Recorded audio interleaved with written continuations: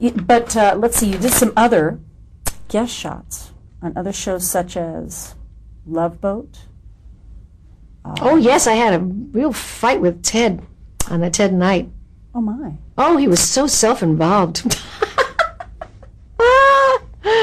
And I just wasn't going to take it from this guy. And he's known as the anchorman on the Maritime He was, yes, and he was wonderful. And I was really looking forward to working with him, but I swear he was behaving like the anchorman on that particular show. And I told him so, and I told him so in front of everybody.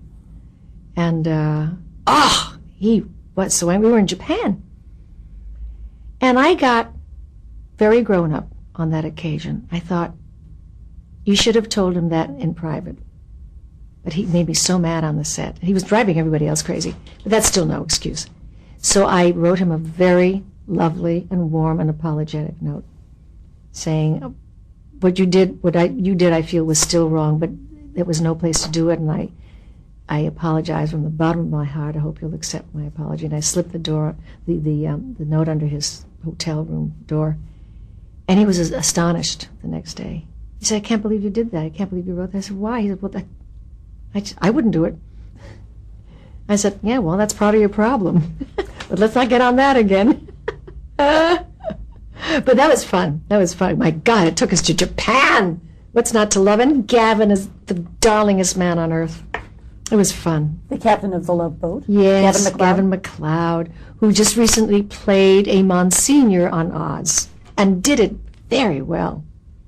Very serious part, not lighthearted like the Love Boat. Miami Vice? Yes, I remember Miami Vice. That was one of those crazy experiences where I understood where Don got his reputation, because he just wouldn't be there for rehearsals, and then when we were ready to shoot, he'd come on the set and restage the whole thing and make everybody crazy. And actually, his restaging was better than the directors of that particular episode. What he did was really improve the scene enormously. It's just that he came in and then they had to relight everything. So he drove them nuts. But he really would make a good director, Don Johnson. Isn't that unusual to have someone have that kind of control? And in television series? No, that's not unusual at all. In fact, that's too often the problem with those shows, that these people become enormous stars and think that they know how to run a show. And they don't necessarily know how to run a show. Penny Marshall turned into something amazing, for instance, from her show. But she's the rarity. Really, a lot of these people are not equipped to do that. And they make a lot of money, and money talks.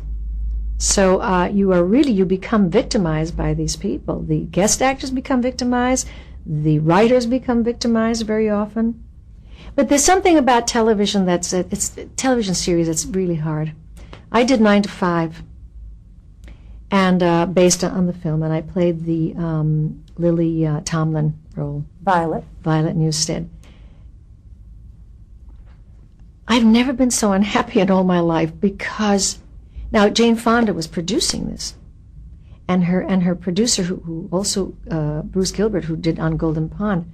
But TV is a whole nother animal, and you have to know that. And they were really babes in the woods.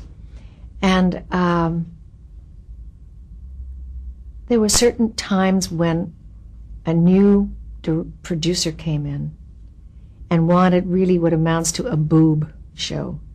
And that is certainly not what Jane and Bruce had in mind. They wanted to talk about the working woman and tell these wonderful, funny stories about crazy bosses and how women somehow manage despite all of these difficult conditions. All of these story ideas based on real experiences that were written down by the 9 to 5 organization.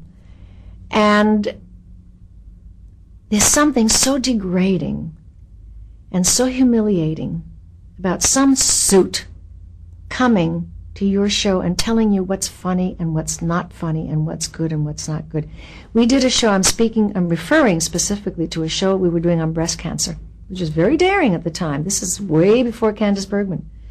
And they think that Rachel Dennison, Dolly Parton's sister playing Dolly's role, who has very full breasts, they think in the storyline that she may have a lump in her breast. And it was a wonderful opportunity to do something really meaningful and yet use humor the way they did much later on with Candice Bergen's show. But they wanted to go for a lot of cheap stuff, and I just started to fight that and fight it and fight it.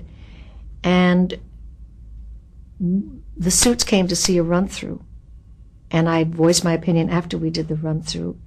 And he let me know in no uncertain terms, in a very condescending way, actually, very patronizing, how, now, honey, listen to me. We know how to do this, and you just listen to us, And I remember saying, there were tears in my eyes. I was so upset and so indignant. And I said, well, whatever you say, because you are the boss after all. In the final analysis, we did get this stuff fixed, but I paid a dear price for it because I really fought so hard. It just exhausted and drained me. And it was the only show we did that was nominated for an Emmy.